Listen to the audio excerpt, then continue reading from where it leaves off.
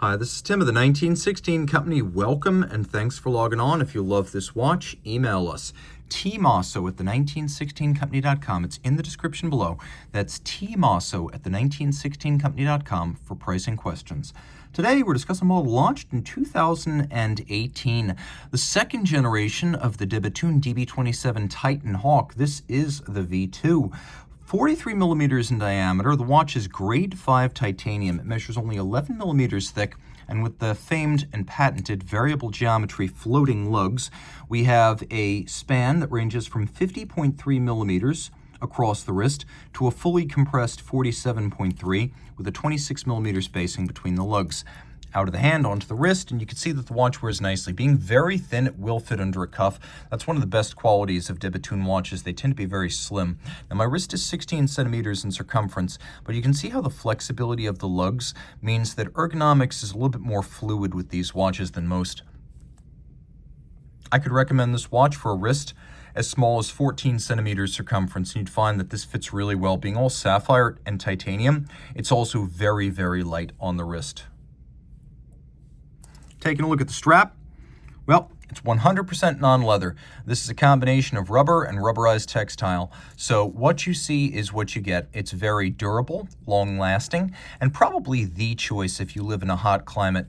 Taking a quick look, there's a matching buckle. At Bethune, buckles match case designs, which is why we have this grade 5 titanium buckle with open, airy, evacuated profiles, much like those of the floating lugs.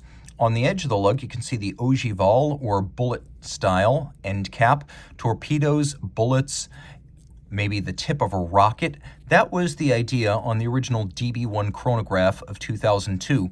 And while most of those designs have since been replaced, this little bullet cap lug is the last styling vestige, reminding us of where Bethune came from. The case is engraved using a microlight reduction technique of finely spaced grooves. This is distinctive of Bethune, where engine turning is desired for its artistic effect, but something like a traditional rose lathe pattern would appear archaic or out of place. Microlight can be applied, and Bethune making its cases, its dials, and its movements. So you can see that microlight has also been applied to the dial as well as the case back. And that's true. They are a full manufacturer. They make the inside and the outside of the watch. We have a double knurled bullhead winding crown that is a screw down for security, so there's no impact between the lug and the crown. The watch is 30 meters water resistant. The dial, which has excellent depth to it, featuring a variety of colors, textures, and forms. We have a track outboard with sectors for reading the minutes and seconds.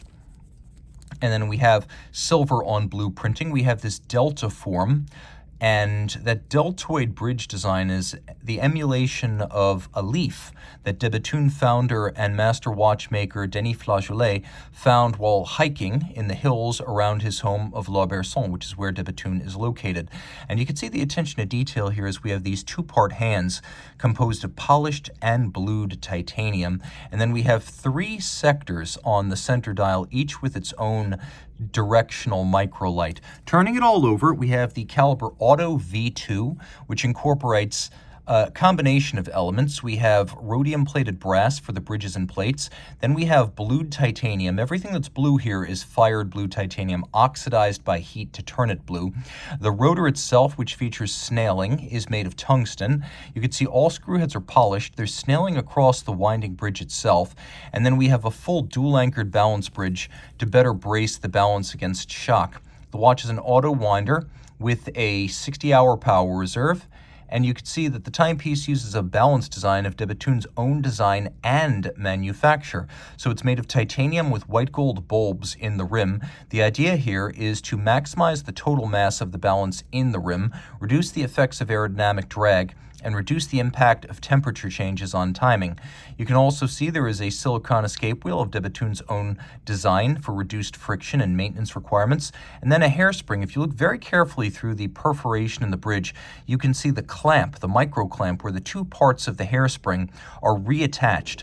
Bethune receives the hairspring alloy, cuts it, manually shapes the 2 curves, and then clamps them back together to achieve the concentric breathing, that is, positional stability benefits of an overcoil, but with the flat profile and shock resistance of a flat hairspring. You can also see the bridge is nicely beveled with satination across its top, and that there's Media Blast on the base plate. A lovely watch from a brand that still makes under 400 mechanical watches per year, a true independent pioneer and a leader in the space, both in terms of ergonomics and engineering. This is the Titan Hawk V2 from de Bethune. Reach out to Team Mosso at the 1916company.com for purchase and pricing.